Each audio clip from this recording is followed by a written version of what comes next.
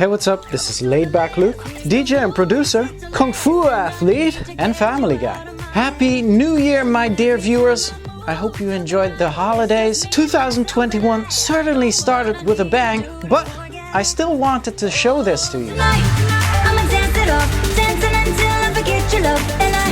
I was planning on airing this vlog on January 1st, but my team and I decided to air it this week instead. So I know you're fully immersed into the new year now, but I wanted to make this one as a moment in history. And who knows, someday I might look back at this and I'll remember the tracks that made my 2020. Let's go in.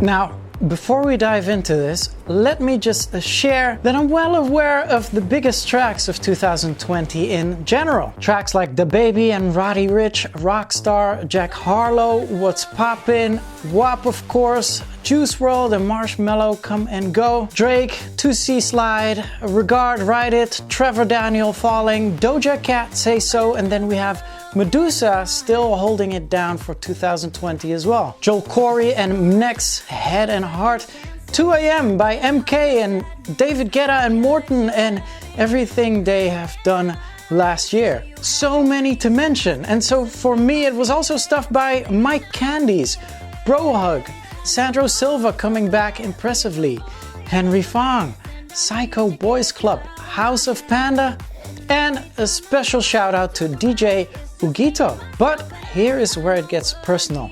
I want you to know the backstory, the emotion, and the thought behind my personal top 12 from 2020.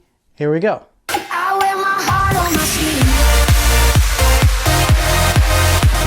Heart on My Sleeve with Gattuso, the collab I made with him. It must have been somewhere after summer 2019 where I figured I'd reach out to Gattuso, and because I saw his name popping up more and more, and I loved his almost retro progressive Alesso meets Swedish House Mafia sound that he was making. Without thinking too much of it, I sent him a DM on Instagram and he responded. He appreciated me reaching out to him, and he even told me that he went to see me play at Marquee, New York a couple of years back. He was absolutely open for a collab, and I think I was at Toronto or Montreal airport where he responded, and then immediately he sent me a sketch through of Heart on My Sleeve. I immediately loved Sarah Ree's vocals, and I loved the whole sketch straight away. I was happy to put my original Big Room sauce on this track, and it was great for me to have another release on Ultra Records again after so many years. A fun fact, I did the mastering on this collab. I remember Gattuso calling me up for the credits, and he asked me what name should be on there for the mastering, and I told him just my name. He seemed a bit confused, and he asked me if there was another name maybe, and he asked me who did the mastering, and I said just me, and he seemed quite amazed by that. As the year progressed, I found out Gattuso only lives about 15 minutes away from me, so we did a back-to-back set in his basement for Ministry of Sound and the Gallery, and we recorded some content together as well. It's been really good working with him, and we have a new collab planned for coming year. You stay on my mind, think about you all the time. Got to get to know you. On My Mind, undeniably a huge track for 2020. If clubs and festivals were open, guaranteed you'd be hearing this everywhere. Production-wise, a relatively simple track, but what got me was the amazing tutorial Reed Stefan posted showing us how Luca Pretolesi mastered it. Talks about -3 dB RMS and whatnot, made my inner nerd and studio geek shiver. But a point in history for me, as I learned a lot watching this tutorial, and it took my mastering to another level. But before we break into my top 10, I want to tell you about a promising campaign that Mixmash Records and I decided to kick off this fresh new year with. The upcoming month is completely dedicated to Show Me Love. Mixmash Records is doing a full Instagram takeover, official A-list DJ remixes, exclusive stories on EDM.com, and last but not least, a remix contest with multiple awesome Denon DJ and M Audio prizes, and even an official release for the winners. Week by week, we'll be announcing who the official remixes are. Make sure to follow Mixmash Records on Instagram to stay up to date with everything Show Me Love related. That's not the only cool thing coming up this year though, so make sure to hit that subscribe button if you want to be the first to know about it. Alright, into my personal top 10, here we go.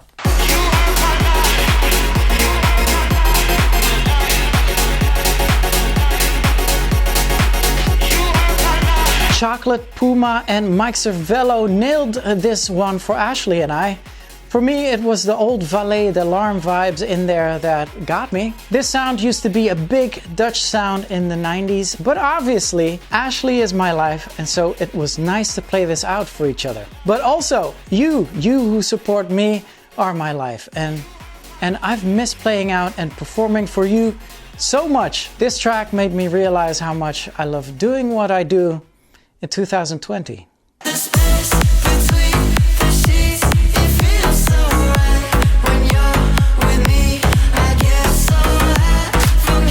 Such a catchy track by Vivid, and sorry if I've been late on this, but is it fair to say that 2020 was the year of slap house or Brazilian bass? Thoughts? Make sure to leave them down in the comments. I was so happy to sign this track and put it out. What an absolute monster of a production as well. I've told Vivid this on a Zoom call as well, as this is one of the best mastered and produced tracks I've ever encountered. Apart from waking up with it stuck in my head, I've also started to use it as a reference for mastering my own tracks. And if you haven't really paid attention to the loudness and the details of this track, I'd highly recommend you having a listen.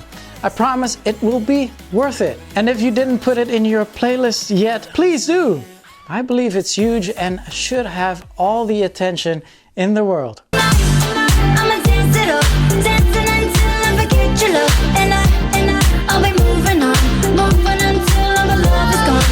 What a project and opportunity this was, and 2020 was the perfect time for it. With the dance floors and festivals closed this year, it was really nice for me to dip back into my Daft Punk roots and make something poppy and retro. Yes, this won't blow a dance floor away. Yes, it's not EDM, but it has an uplifting message, and although I was still trying out several mastering methods, the end result must have been a master number 49. I am so proud of the team for making this happen. To be able to collaborate with such a huge singer like Ali Brooke, to dream big still at this stage of my career is amazing. I'd like to give the team a special shout out, but in particular Sufjan from my management and Boris from my A&R for closely guiding me through this. And the beauty in this is my daughter, who saw me working on this track right here in the living room, and she kept on asking me when this track was going to be on Spotify so she could add it onto her playlist. I remember one day, just before putting her to bed, I went to pee really quick, and when I got out of the bathroom, I saw my daughter behind my studio computer with my headphones on, singing along to this.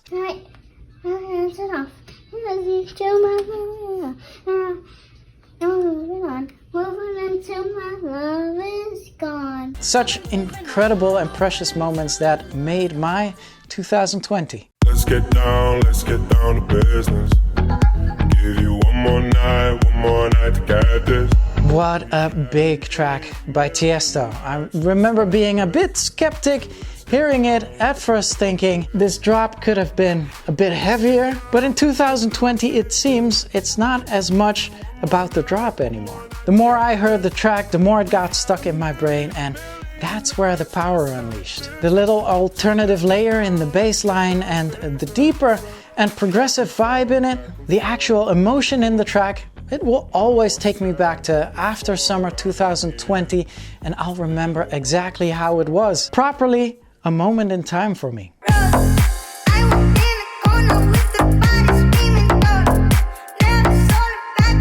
Iman Laidback. Although this track came out in 2016, it only surfaced at the end of 2019 to take over in 2020.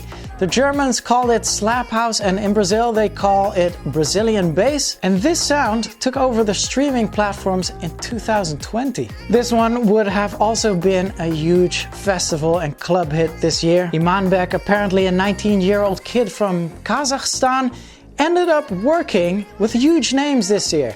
Afrojack, Marshmello, Don Diablo, Usher, and Tory Lanez. So if you are seeing this and you think you live somewhere that has no opportunities, this right here could be you. And for me, this track will always take me back to the 4th of July, where I played at Profundo Pool that day in New York City, and DJ Stoon played this before me. And just to see the people at the pool going wild and singing along with this, I can only imagine how this would have been in a healthy year at a big pool in Vegas or in Miami. Absolutely huge. Stay tuned for my top 5, but at this point I would love to read your personal top 12 as well. It's always a hard list to make, but it's amazing to tap back into the emotions that connected with the music last year.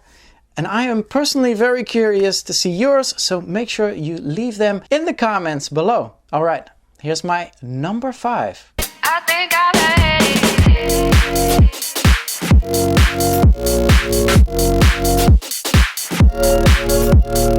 Socks Nowhere, a super personal one for my wife and I. This actually reminded us of Alina Baraz vibes mixed with dance music. Alina Baraz music was huge for us when we started dating, and so I remember showing this track to her and she was hooked straight away. It took a little bit for it to hit Spotify for my label to finally release it, but similar to my daughter, Ashley put it into her playlist straight away. It is nice to share a track as a couple, isn't it? It may not have been the biggest track for the world in 2020, but absolutely big for my household.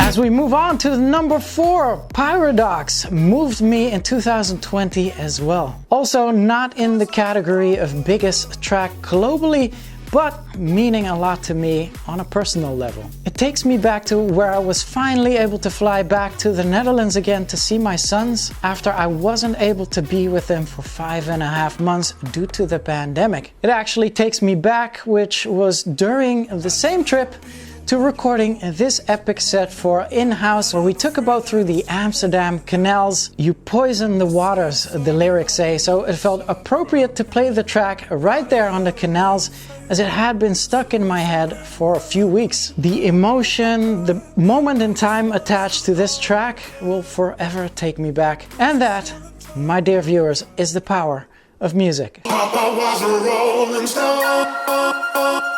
Papa was a rolling stone. Wherever he laid his hat was his home. And when he gone, all he left was alone. Rolling Stone, one of my bigger releases this year and a very personal one as well. It was this year I was able to realize how much touring has impacted my personal life, but mainly the amount of time I was able to spend with my kids after over a decade of touring. My 2 sons are big now, respectively, almost 20 and almost 18 years. And in 2020, we reflected about the last decade of touring and how it affected them. They didn't feel they missed out as much, as I've always made time for them in between the touring. I always made sure I was there for their birthdays and for us to celebrate the holidays. I always fitted my bi-weekly daddy days into my schedule and denied options for bookings on those days. But as a dad, looking back, it always hurt me to be away from them for more than 5 days. And although 2 weeks was always maximum for me, I felt I needed to put something out there that expressed my feeling. So the lyrics in the original by The Temptations always resonated with me. So to get the demo and then working on it and then developing it properly over 2 years has made me really proud to put it out as a tribute to my kids. And so a shout out to the team and everyone behind the scenes that worked on this project. And fun fact, on the artwork, that little boy looking up is a picture of my youngest son when he was actually 6 years old. It was by that time heavy international touring started to pick up, and he was very happy an image from him back in the day could be used for the artwork. During the pandemic, my sons and I have utilized the technology so we could stay closely in touch. And so don't worry, everything turned out fine, and my relationship with all my 3 kids is actually really good.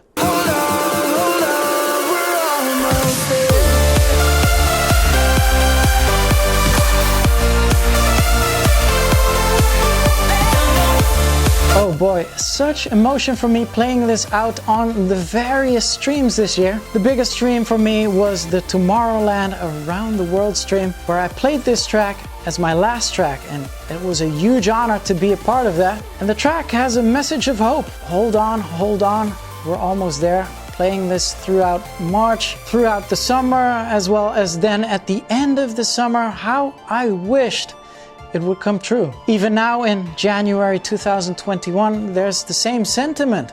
Hold on, we're almost there, and who knows, are we? Will we? This track sums up my emotional state for 2020, and the damage is obviously real in all of us. The raw emotion that's cooped up inside of us, and you know what, it's okay. 2020 was really not okay, but let's not lose hope.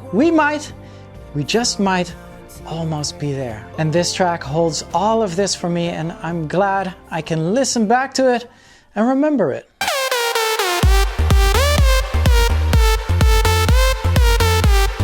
The Coffin song. I didn't know this was a song from a meme. I literally came across it on a playlist and I thought it was such a cool track. This one, in my opinion, could have been the track Afrojack should have made as a return to the dance floor track for last year. It reminds me of the 2020 version of Afrojack's Take Over Control.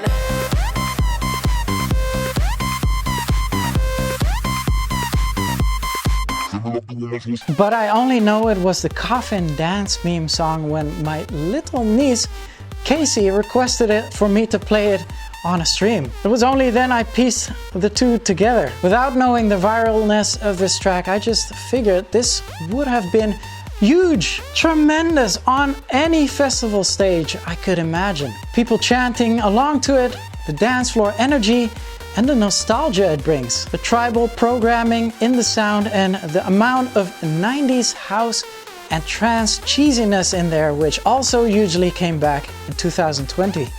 This track, in my opinion, would have been the biggest in my world of touring. I can't end this vlog without giving a shout out to all of you watching, but all of these people close to Mixmash as well. And remember, just because I didn't name you doesn't mean you didn't work hard in 2020. Just because you are not in my list doesn't mean I don't appreciate all the hard work and effort you put in 2020. So please keep going and please keep on creating. And so yeah, that's you who's watching, but also Ferrari, Besno, Lady B, Keanu Silva, Mark Bale, Unity, Drift, and so many artists and producers out there. We did it! We got through it! Let's make some amazing music for 2021. I am so curious what this year will bring us. All I know is I am ready to continue and ready to get out of the pandemic as well. What about you? Give me a like and let me know in the comments. Next vlog, I'll have a candid vlog for you telling you how I made my upcoming track called Good Again featuring Shia Mizell. I'll finally be back again with those twisted house vibes, and I'll tell you the exact story behind the making of. So see you on the next one. Until then, L's up, rave safely, and salute.